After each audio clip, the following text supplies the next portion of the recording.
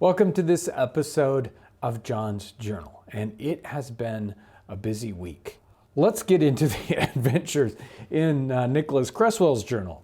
And this is where we dig into this second trip, and we really get, down deep into the second trip into the wilderness here.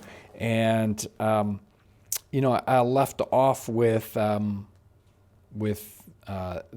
the person making the moccasins for him, and now just sort of out of nowhere, boom, they're on the trip, which seems sort of exciting here. Monday, August 21st, 1775. Now remember, he set off on the first trip in April, so they got back, and it was summertime. Now they're heading out in late summer, not quite fall. August 21st, 1775. Mr. Anderson informs me that the Indians are not well pleased at anyone going into their country dressed in a hunting shirt.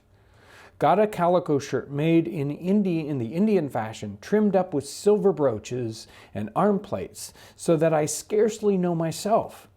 Crossed the Allegheny River, went about 2 miles, camped at a small run, to be ready to start early in the morning. We had forgotten a tin kettle in town. That was quick. Went back for it while Mr. Anderson made a fire, returned in the dark, lost my way, got to an Indian camp where I found 2 squaws, but they could not speak English, and by signs I made them understand what I wanted, and they put me right. This is the first day. This trip, just like the other one, especially now that he's more alone in this one, much more like the Mr. Magoo in the wilderness. So Mr. Magoo on the frontier,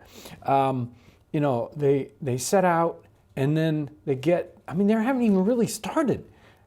And it's like, we forgot a very, very important piece of equipment. Without it, we might starve. I'll have to go back and get that. And then he gets lost immediately. But really make note of this part. He informs me that the Indians are not well pleased at anyone going into their country dressed in a hunting shirt. Got a calico shirt made in the Indian fashion, trimmed up with silver brooches and arm plates, so that I scarcely know myself. Number one, a hunting shirt at the time, even though this is 1775, is very much at this point marked as a military uniform, as a kind of a thing, right? So these people that are going out into the frontier, the Native Americans are looking upon them as invaders, and almost in a military aspect. That's their uniform of oppression, right? So a hunting shirt's like, no, let's not wear hunting shirts. Get dressed up in a calico shirt made like Native American. And here calico doesn't necessarily mean a floral shirt, but it probably means a floral shirt. But calico sometimes just means a type of fabric. Maybe even almost the weave and the material as much as it's decorative. It's got a floral pattern. Today we think calico, we think bright colors and floral patterns. And it could have very much been like that. And he puts on the adornments of a Native American, and probably ones out of his own stock. So remember, he's going to trade silver to the Native Americans. He probably takes some of that very same trade silver. It would be dumb for him to buy new just to put on this outfit. And so what does he have with him? He's got silver brooches, which are generally little silver rings that pin on, sometimes more complicated than that. And we did a video on that. And arm plates. So they would make these silver armbands that would go around your arm, and they would be decorative. And the why on that, don't know. Maybe they kind of felt like armor. They obviously wouldn't be, but they were decorative. And it was kind of a way of wearing your wealth on the outside. So he gets lost in the woods immediately, and he has to get help. And where does he get help? Well, he finds some Native Americans, and even though they don't speak the same language, He's like, help me find, and they do. They do. Okay. As in, they put me right. Tuesday, August 22nd. A very heavy fog this morning. We got 2 bottles of rum and 2 loaves of bread and a bacon ham along with us. So there are his provisions. 2 bottles of rum, 2 loaves of bread, and a bacon ham. So it's like bacon ham. I think he means just like a smoked ham or I don't know. Either that or the other way. Anyway, we know it's a piece of pork product, and I'm going to say it's like a smoked ham. Agreed to take a dram, drink some rum, to prevent us catching a fever and ague. And ague would be probably like malaria. But drank rather too much. And stupidly forgot our provisions.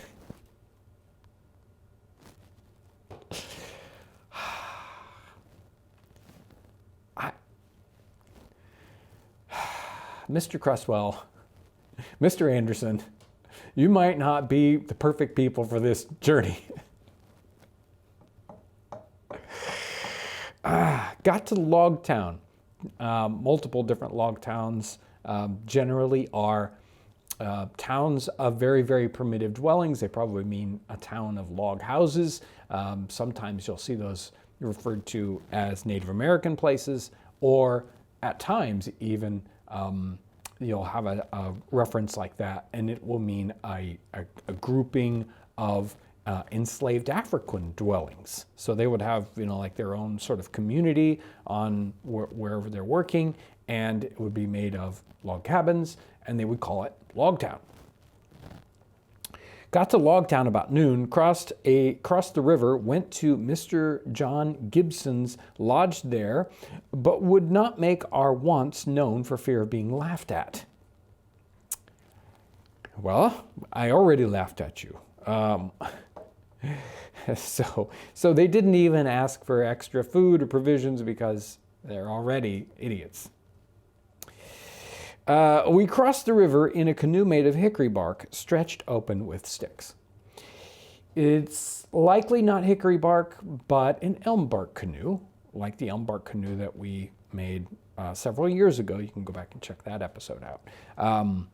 This is and we did kind of stretch that open with sticks and everything. Kind of a quick canoe to make, can be made in a day or so and used for a couple of weeks, and then it'll probably be bad and rotten and cracked up, and you would get rid of it and make another one. But you can only make them at certain times of the year. This is August 22nd.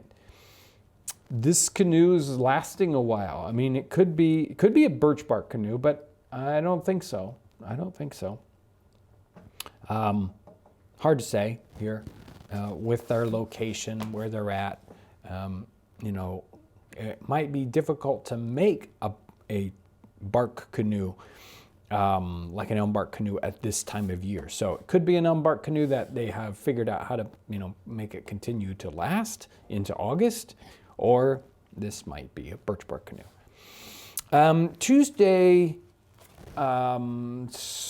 Wednesday, August 23rd. Proceeded on our journey, but got not one morsel of provision. Crossed Great Beaver Creek at Captain White Eye's house. This is an Indian warrior of the Delaware Nation. Camped at Little Beaver Creek with 3 Indian squaws and a man. Nothing to eat but berries such as we found in the woods. Find Mr. Anderson a good, hearty companion. One of the Indian squaws invited me to sleep with her, but I pretended to be sick.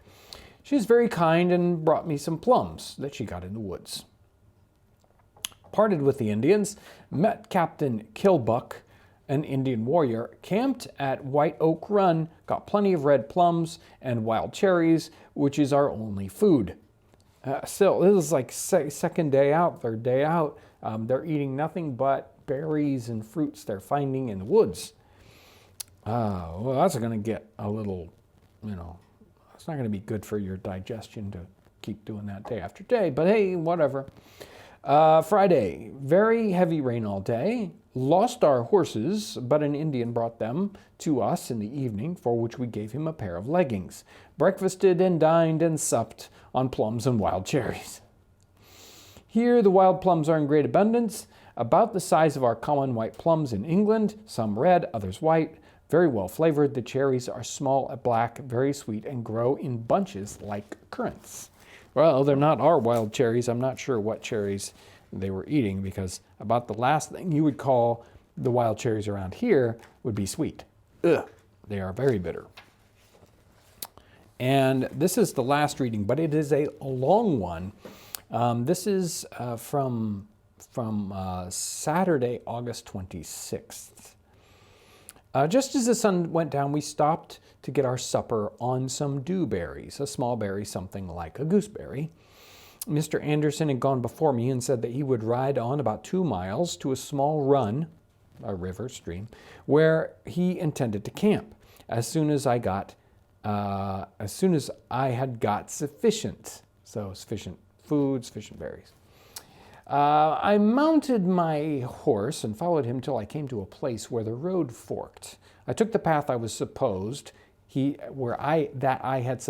had gone, and rode till it began to be dark, when I imagined myself to be wrong, and there was not a possibility of me finding my way back in the night. Lost again. Determined to stay where I was till morning. I had no sooner alighted from my horse, but I discovered the glimmering of a fire about 400 yards from me. This rejoiced me exceedingly, supposing it was Mr. Anderson. When I got there, to my great disappointment and surprise, I found 3 Indian women and a little boy. I believed they were as much surprised as I was. None of them could speak English. I could not speak Indian. I alighted and marked the path I had come and that I had left on the ground with the stick, made a small channel in the earth, which I poured full of water, and laid some fire by the side of it, and then laid myself by the side of the fire, repeating the name Anderson, which I soon understood they knew. The youngest girl immediately unsaddled my horse, unstrapped the belt, hobbled him, turned him out, then spread my blanket at the fire and made signs for me to sit down. The eldest made a little hash of dried venison and bear's oil, which ate very well, but neither bread nor salt. After supper, they made signs I must go to sleep. Then they held a consultation for some time, which made me very uneasy. The 2 eldest women and the boy lay down on the opposite side of the fire, some distance away. The youngest, she'd taken so much pains with my horse, came and placed herself very near me.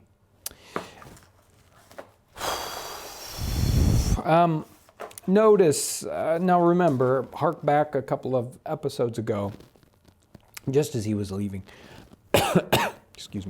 just as he was leaving, he laid his expensive buckles and some clothing by, and he made a will, basically, saying, because everybody said, you're going to go out into Indian country and you're going to die. And he was like, and he makes a will, if I die, do these, send my things back to my hometown, send them back to my parents. And now he's interacted with how many groups of Native Americans? He's interacted with the first group of Native American women, and they pointed him on his way. He camps at, interacts with 2 or 3 different groups with warriors, chiefs and warriors, and they keep going.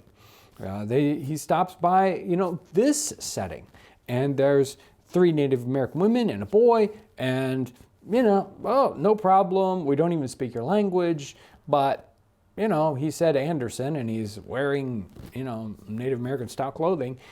The Native Americans are used to this. They are used to interacting with some people going out of the frontier and connecting with them and kind of partaking in their civilization, at least in a way. We'll find out later on that it's not uncommon, and I think we've already run into it with white men with Native American wives.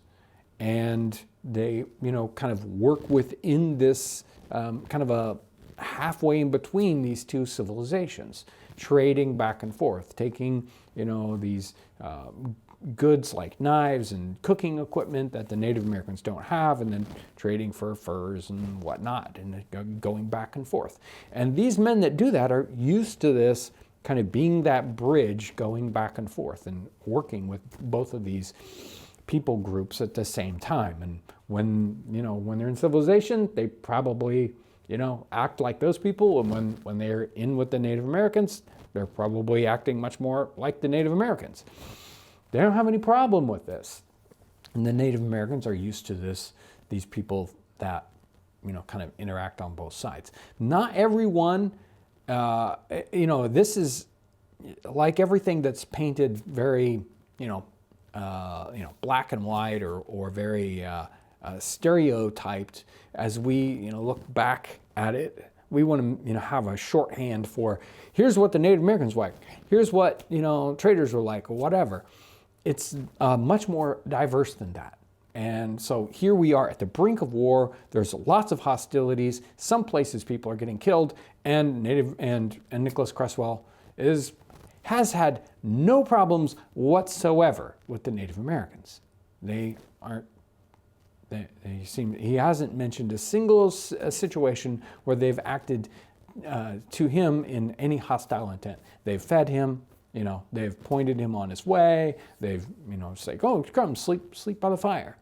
And if you read a lot of journals with Native Americans, you'll find this sort of over and over again. You really, really don't want to be their enemy, but they will befriend you if you are, interacting with them on a kind of a one-to-one basis. So really, really a lot to learn here as we continue in this journal. And again, probably when I get to the end of his little interaction with the Native Americans here, we will skip ahead. I think I want to jump into maybe some naval journals or some other ones. There are some other journals that we will touch back on that will give us more pictures of the interactions between Native Americans and, European descent people. I don't know what to call all those colonists. And your support really, truly makes it possible for us to do a lot of different things. So again, thank you. I hope you have a wonderful day, and thanks for watching.